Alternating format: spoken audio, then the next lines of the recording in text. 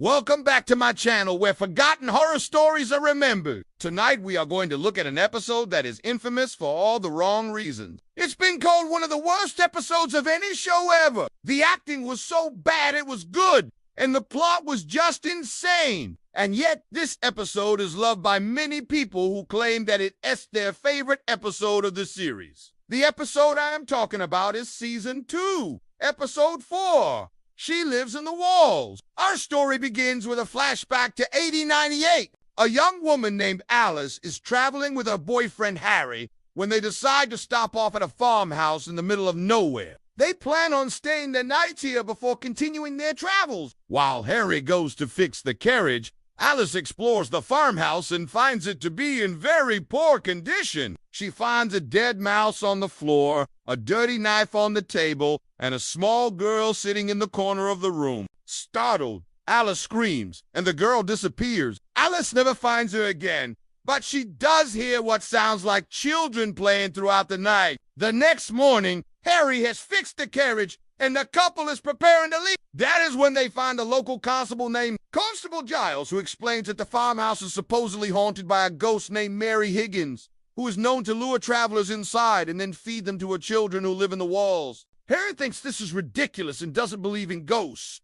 so he and Alice decide to stay another night to prove that there is nothing supernatural going on here. As darkness falls once more, Alice hears children laughing, and she also sees strange lights flickering inside the walls. Constable Giles arrives once more to warn them that if they don't leave immediately, Mary Higgins will kill them. But Harry still refuses to believe in ghosts, so Constable Giles leaves, warning them that he won't be able to save them from Mary Higgins. Alice can take it no longer and begs Harry to let her leave, but he refuses, saying that he isn't scared of some silly ghost. But while he is saying this, he accidentally stabs himself with a pair of scissors. With Harry injured, Alice flees the farmhouse in terror. As she runs through the dark, she sees the ghost of Mary Higgins standing over the road, beckoning for her to come closer. Alice screams and wakes up in her bed, shaken by the nightmare. She gets up and looks around. She realizes that she is in her own house and that the entire experience must have been a dream.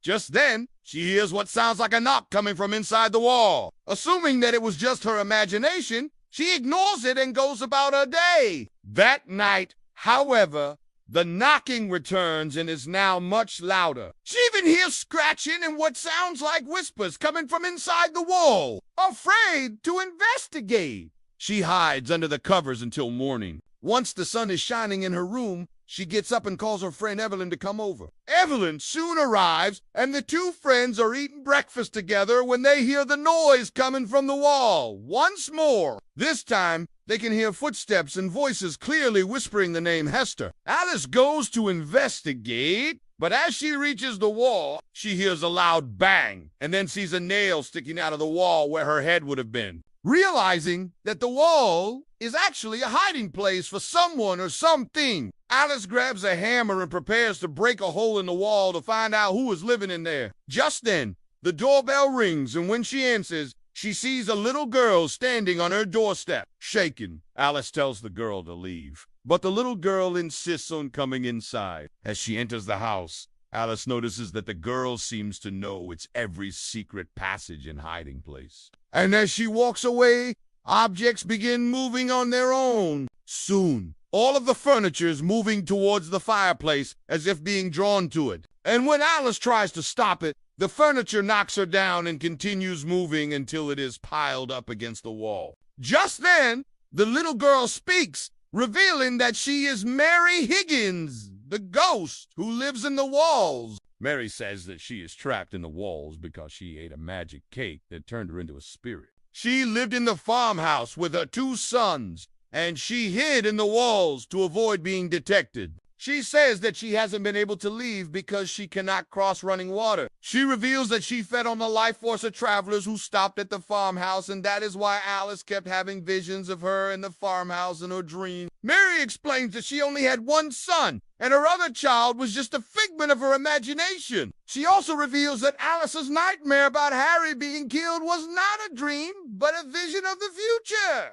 She says that Harry's blood will bring her son back to life, and that is why she lured Alice back to the house. Suddenly, Alice remembers Constable Giles warning her that Harry could not save her from Mary Higgins. She realizes that this means that Harry's blood will bring Mary's son back to life and become the new ghost who lives in the walls. To prevent this, Alice cuts her finger and drops her blood onto the ground, forming a puddle. Mary screams in agony as she is unable to cross the water and her son remains trapped in the walls. Alice and Evelyn run away as fast as they can, leaving Mary behind. Once they reach the safety of Evelyn's house, Alice looks back at her own home and sees Mary's face pressed against the window, screaming for them to come back. Alice knows that she has defeated Mary, but is saddened to think that Mary will spend eternity trapped in the walls with her son. This episode was written by Richard Manning and was originally titled The Ghost Who Walked Backwards. Upon its release,